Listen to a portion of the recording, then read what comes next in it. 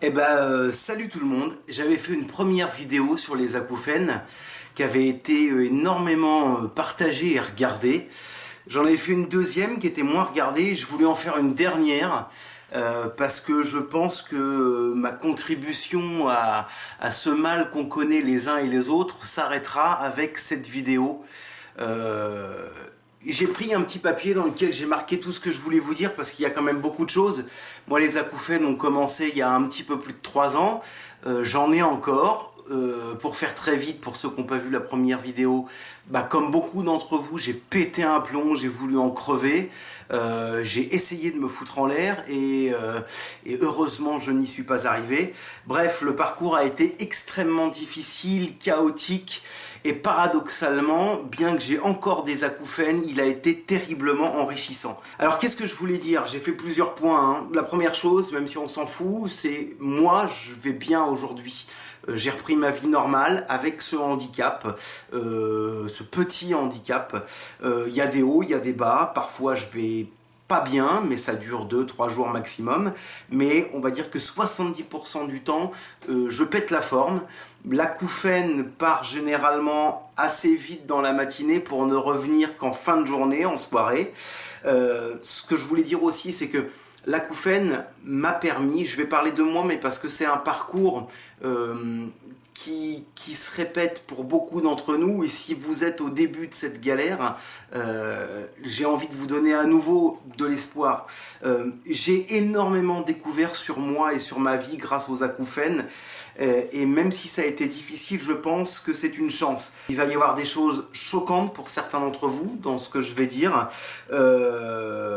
parce que vous n'êtes pas forcément prêts en pleine tempête, en pleine souffrance à recevoir tout ce que je vais dire, et ce qui vaut pour moi ne vaut pas forcément pour vous, mais dans les choses que je vais pouvoir dire et qui vont vous choquer, très certainement qu'aujourd'hui, si vous n'êtes pas en mesure de l'entendre ou de recevoir, peut-être que comme moi ça m'est arrivé, vous reviendrez à certaines des infos qu'on va partager ensemble plus tard. Première chose à faire, vitale, on ne le dira jamais assez, vous allez voir un toubib si vous commencez à avoir des acouphènes. Une journée, ça doit suffire, une journée pleine avec un sifflement, ça doit suffire s'il est fort et dérangeant à vous alerter. Si le lendemain et le surlendemain ça continue, vous allez voir votre médecin et vous vous faites prescrire un rendez-vous chez un ORL. C'est la première chose à faire. La deuxième chose à faire, si vous êtes en début de parcours, si vous commencez à rencontrer cet acouphène et les souffrances qui vont avec, vous arrêtez les forums, enfin je vous conseille, c'est vous qui faites ce que vous voulez, mais je vous conseille d'arrêter les forums type France Acouphène, SOS Acouphène et autres, où l'immense majorité des messages qui sont laissés sont des messages de douleur, qui sont sans réponse et qui s'auto-alimentent. Et ce qu'on va comprendre les uns et les autres au fur et à mesure qu'on va vivre cette expérience de vie douloureuse qu'est l'acouphène, c'est que l'acouphène se nourrit de notre stress, de nos douleurs et de nos angoisses. C'est un cercle vicieux. Vous êtes angoissé, vous entendez plus l'acouphène. Vous entendez plus l'acouphène, vous êtes stressé, vous entendez plus l'acouphène est plus fort et on recommence. La boucle est bouclée. Donc la première chose à faire, c'est ça, c'est on stoppe Internet. Ou alors on cherche des messages positifs. Parce qu'il y en a, j'en suis la preuve. Il y a d'autres personnes, il y a une chaîne que je mettrai en lien d'un jeune homme qui a vécu les mêmes choses que moi et qui est extrêmement positif. Il a découvert énormément sur lui. C'est la chaîne de Sunshine, je sais plus exactement, mais c'est un type super cool à aller voir. Ses vidéos sont pleines d'amour et d'espoir et il a vécu la même chose que nous. Une autre chose qui est importante, c'est assez vite d'essayer d'accepter le mal. Ce que je suis en train de dire, essayer d'accepter le mal, ça fait partie des choses dont je vous disais, pour lesquelles je vous disais, certaines choses que je vais dire, vous n'êtes pas prêt à les entendre. Et c'est normal. Moi, on m'a parlé d'acceptation, d'habituation. Je suis allé voir plein d'ORL. J'ai un parcours médical ahurissant. J'ai vu des nanas qui dansaient sur des cartes, des rebouteux, des magnétiseurs, ostéopathes, acupuncteurs, médecine quantique, enfin bref. J'ai passé ma vie et mon fric pendant 1 an là-dedans avant de comprendre qu'il fallait que je change des choses plus profondément dans ma vie et que la solution ne viendrait pas des médicaments forcément ou de la médecine. Donc j'essaye de reprendre le fil des choses. Acceptez ce qui est. Vous avez un acouphène, des acouphènes, peut-être des sifflements, peut-être des bourdonnements, peut-être des choses un peu plus diffuses. Acceptez ce qui est. Il y a une situation, un état de fait, actez-le.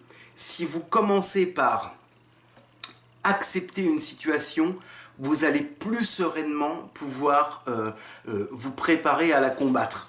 On va prendre la métaphore, la métaphore de la bagnole.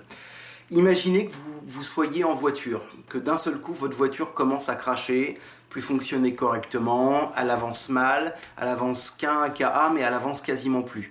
Qu'est-ce que vous allez faire? Vous n'allez pas sortir de votre bagnole, gueuler, lui taper dessus, péter des plombs, non. Vous allez acter que votre bagnole ne fonctionne plus et vous allez mettre en marche un processus de réparation de votre bagnole en allant voir un garagiste, en essayant de comprendre pourquoi elle merde et en essayant de comprendre quels ont été les signes avant-coureurs. Alors pourquoi est-ce que je prends la métaphore de la bagnole et des signes avant-coureurs? C'est parce que votre acouphène, mis à part si vous venez de subir un choc auditif grave ou des chocs auditifs répétés, votre acouphène n'arrive pas sans raison. L'acouphène n'est qu'un symptôme, ce n'est pas une maladie. C'est pour ça que l'acouphène étant le symptôme de milliers de choses différentes potentiellement, la médecine a énormément de mal à trouver des réponses et à trouver des solutions.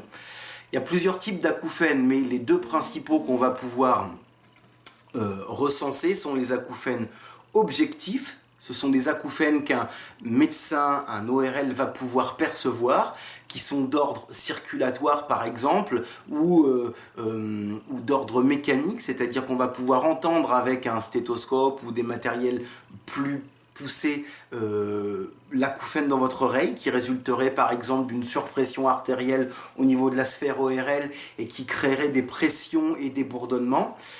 Ça, c'est le premier acouphène, le plus facile à trouver. Si vous avez un acouphène de cet ordre-là, plutôt bourdonnant, plutôt grave, c'est plutôt bon signe, c'est-à-dire que c'est quelque chose qui peut se soigner normalement assez facilement, entre guillemets, avec des traitements à base de corticoïdes, par exemple, si je ne dis pas de bêtises, je ne suis pas du tout médecin, mais il me semble que c'est de ça dont on m'avait parlé, ou des traitements pour faire baisser la pression artérielle. Ça, le premier acouphène, l'acouphène objectif, est plutôt facile à traiter. En tout cas, plutôt facile à identifier, à comprendre. L'acouphène subjectif, celui qui risque de vous pourrir la vie, ou peut-être celui qui est en train de vous pourrir la vie, il est le signal que quelque chose va mal dans votre corps. Alors, je vais mettre le doigt sur une des choses que j'ai découvertes. À cause ou grâce à l'acouphène. La médecine allopathique traditionnelle sait faire de très belles choses, mais en ce qui me concerne, je pense que la médecine allopathique traditionnelle n'a pas né qu'un infime pourcentage du fonctionnement du corps humain. Dans les choses que j'ai découvertes, j'ai compris, et c'est ma conviction, qui ne sera peut-être pas la vôtre, mais si vous avez un parcours similaire au mien, vous arriverez probablement à des conclusions similaires. Le corps dit ces mots MOTS par ces mots MAUX physiques. Je veux dire par là que les souffrances qu'on enterre au fond de son corps, à un moment ou à un autre, elles ressortent. On appelle ça somatiser. L'acouphène peut aussi être le symptôme de choses que vous avez enterrées dans votre tête, dans votre corps, dans votre cœur, des souffrances, des douleurs, et qui crée par exemple, je sais pas moi, ça peut être vous développez par exemple un terrain hyperacide, vous avez un corps hyperacide, un pH superacide, vous avez toute votre vie mal mangée, vous additionnez à tout ça des douleurs enfouies, émotionnelles qui créent de la tension que vous n'identifiez pas forcément, et le terrain acide va participer à déclencher votre acouphène. Mais ça peut être plein plein d'autres choses.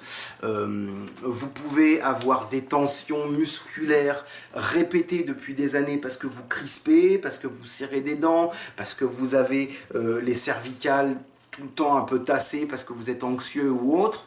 Ça peut créer des tensions dans votre corps qui vont amener l'acouphène.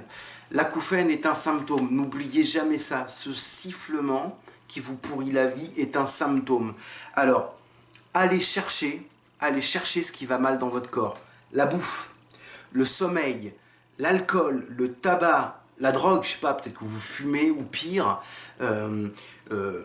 L'anxiété peut être un terrain l'anxiété, c'est pas peu, l'anxiété est un des facteurs qui va, à un moment ou à un autre, à un moment de fragilité dans votre vie, émotionnellement, parce que professionnellement c'est dur ou familialement c'est dur, l'anxiété va vous faire entendre ce petit sifflement et vous allez accrocher dessus, votre cerveau va l'imprimer et vous n'allez plus réussir à en sortir. Donc cherchez ce qui ne va pas dans votre vie. Essayez de voir ce qui a pu se passer sur vos dernières années ou les derniers mois, s'il y a eu un facteur déclenchant avant cet acouphène.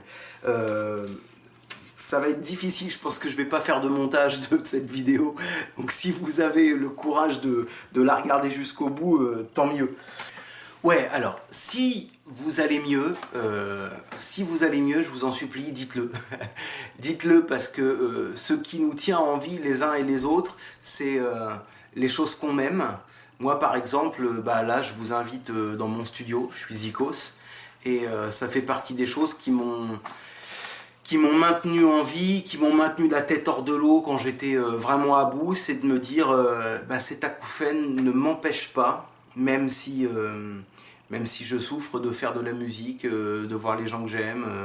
J'avais pas la tête pour jouer aux jeux vidéo, faire de la musique, j'avais pas beaucoup la forme pour le faire, mais les choses qu'on aime sont des rocs auxquels il faut se rattacher. Il faut absolument pas, à partir du moment où l'acouphène arrive dans votre vie, laisser tout ce qui est important pour vous. Il faut pas. Il faut vous accrocher au contraire à ce qui a du sens. Il faut être ouvert à des choses que vous n'aviez pas envisagées auparavant. Par exemple, moi, pour aller mieux, j'ai dû accepter que le yoga, c'était peut-être pas de la merde. Que des mecs qui mettaient les mains comme ça et qui faisaient le lotus et qui faisaient c'était peut-être pas de la merde. J'ai dû accepter que le qigong, le shiatsu, toutes ces choses que j'ai un petit peu essayées, apportaient leur dose de bien-être et de sérénité. Moi, j'ai encore des acouphènes tous les jours. Chaque jour que Dieu fait, j'ai ces putains d'acouphènes dans la tête. Dans 70% des cas, ces acouphènes, ils sont le matin et la nuit, invariablement. Et la journée, dans 70% du temps, ils me foutent la paix. Et je vis absolument normalement. J'ai pu reprendre les concerts et vivre normalement. Mais dans toutes les choses que j'ai découvertes, j'ai dû, à cause et grâce à ces acouphènes, faire une remise à plat complète de ma vie. Je vous parlais de Sunshine tout à l'heure, une chaîne YouTube faite par un mec qui a du cœur, qui, suite à ses acouphènes, a remis beaucoup de choses en place, et notamment l'alimentation. Moi, je suis en plein dans la prise de conscience de l'alimentation, parce que votre corps est une machine complexe. L'acouphène, et je ne cesserai de leur dire, le symptôme de quelque chose de beaucoup plus subtil que ce que voudront bien vous dire les médecins ou les ORL. Donc pour en revenir à la bouffe, la nourriture est la première chose que vous devez investiguer. Enfin, une des premières choses. Est-ce que je mange bien? Est-ce que je mange sain? Arrêtez la bouffe, je vous en supplie, arrêtez la bouffe industrielle, quoi. Moi, je gagne pas très bien ma vie, je gagne les 1400 balles, ma femme gagne à peu près la même chose, on a 2 enfants, une maison à payer, des crédits, bref, vous voyez le genre, on est comme ça toute l'année.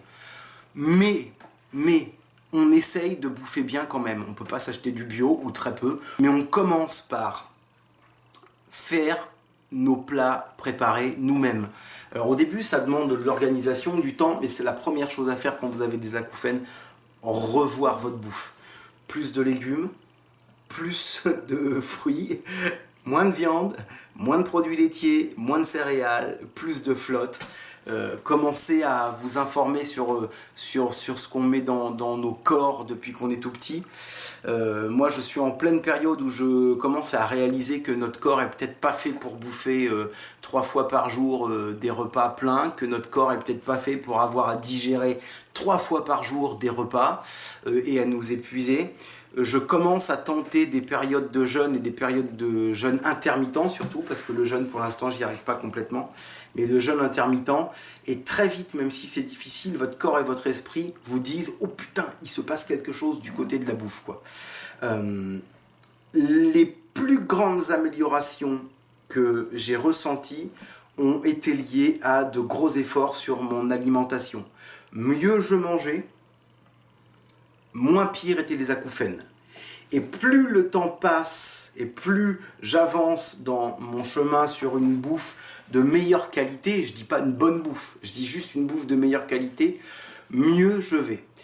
Alors après, il y a des choses que je ne m'explique pas. Par exemple, on se réveille d'une sieste et ça siffle. Quoi qu'il arrive, si jamais je fais une petite sieste, 20 minutes, une demi-heure, quoi que ce soit, si je ferme les yeux et que je m'endors, même si avant j'avais pas d'acouphènes, quand je me réveille, j'ai des acouphènes. Donc il doit y avoir de la mécanique quelque part. Moi, depuis que je suis tombé d'une échelle et que j'ai cru que c'est ça qui avait déclenché les acouphènes, j'ai toujours des galères dans le dos, dans les cervicales, et plus j'ai les cervicales et le dos en vrac, plus ça siffle. Bref, je m'égare. Je voulais vous dire tout ça, je vais essayer de couper un peu cette vidéo parce qu'il y en a partout. Je voulais vous dire ça, partagez quand vous irez mieux parce que vous allez aller mieux. Il y a mon exemple, mais il y en a des centaines de milliers d'autres. Cherchez des réponses dans d'autres langues que la vôtre. Acouphène, ça se dit tinnitus en anglais ou ringing in the ear. Vous allez choper plein d'infos si vous changez de langue dans vos recherches. Ouvrez-vous à des médecines parallèles. Écoutez votre corps. Je le disais déjà ça dans l'autre vidéo, et c'est une vidéo qui se répète, mais j'avais envie de vous dire que 3 ans après, je vais bien, j'ai repris une vie normale. On s'en fout de moi, c'est pas le problème. Mais si moi, je vais bien, alors que j'ai souffert à en crever, vous allez aller mieux. Cet acouphène doit vous alerter sur ce que vous devez changer dans votre vie. Écoutez-le, cherchez des réponses, cherchez des solutions, accrochez-vous et cherchez du positif. Moi, je répondrai plus aux messages parce que j'en ai eu beaucoup par email et je peux pas le faire. J'ai essayé de répondre à beaucoup de messages sur YouTube, mais c'est trop compliqué. Accrochez-vous, il y a 1000 solutions pour aller mieux, vous allez les trouver. Votre bouffe, les médecines parallèles, yoga, shiatsu, plein de choses. Je vais mettre dans la vidéo des liens, checkez-les et tenez bon parce que vous allez le faire, vous allez vous en sortir. Il y a pas mal de choses que j'ai oublié de vous dire parce que c'est pas facile de faire un monologue. J'espère qu'un jour ou l'autre, je pourrai faire une vidéo avec des personnes qui ont un parcours similaire au mien pour que ce soit plus enrichissant pour vous, que vous ayez 2 discours différents et que ce que moi j'oublie de dire ou que je n'estime pas être forcément digne d'intérêt, ça vienne de cette autre personne. Dans toutes les choses que j'ai oublié de dire, c'est pour ça que j'ai remis le caméscope là en marche, un peu à l'arrache, c'est que il y a pas mal de techniques que j'ai dû apprendre pour passer les moments les plus difficiles. Donc je faisais allusion au yoga tout à l'heure, ça m'a un petit peu aidé quand même le yoga. Un bouquin sur le yoga, des vidéos sur le yoga, apprendre à respirer, écouter son corps, mettre sa tête en retrait. Ça c'est très important, c'est la tête qui va driver les acouphènes. Donc mettre sa tête en retrait, le yoga ça m'a aidé. J'ai fait de l'auto-hypnose, c'est pas facile à appréhender mais ça aide aussi. Et j'ai fait de l'EFT. Alors l'EFT c'est Emotional Freedom Technique ou quelque chose comme ça. Grosso modo, ça revient à utiliser ses mains pour aller tapoter des points précis sur le corps, on appelle ça des points d'acupressure, pendant qu'on se répète des mantras positifs. Donc j'ai plus exactement le schéma EFT parce que ça fait 2 ans que j'ai arrêté d'en faire, mais ça fait partie des choses qui ont participé à me sauver la vie, l'EFT. Ce sont des mantras qu'on engramme dans son corps en répétant des gestes sur des points précis du corps. Il y a le front, il y a les sourcils, il y a la base du nez, la base du menton, il y a les côtés, le point karaté ici. Et l'EFT m'a beaucoup aidé, donc ça je voulais en parler aussi. Dans les choses qui m'ont aussi aidé, c'est le Qigong. Je vais mettre en lien une vidéo de Christelle Herbeau Del Pino, je crois, qui m'a permis aussi de tenir le coup dans les moments où ça allait très mal. Ça peut vous paraître complètement stupide parce que c'est une vidéo dans laquelle pendant 30 minutes elle fait des mouvements très lents de Qigong qui permettent, en visualisant que notre tête est tenue par un fil d'Ariane, de recentrer la colonne, les cervicales et d'avoir beaucoup de détente. Et quand on répète cet exercice de manière régulière pendant quelques temps, on arrive à mettre le cerveau en arrière, à laisser le corps vivre ce qu'il a à vivre et mettre l'acouphène en arrière.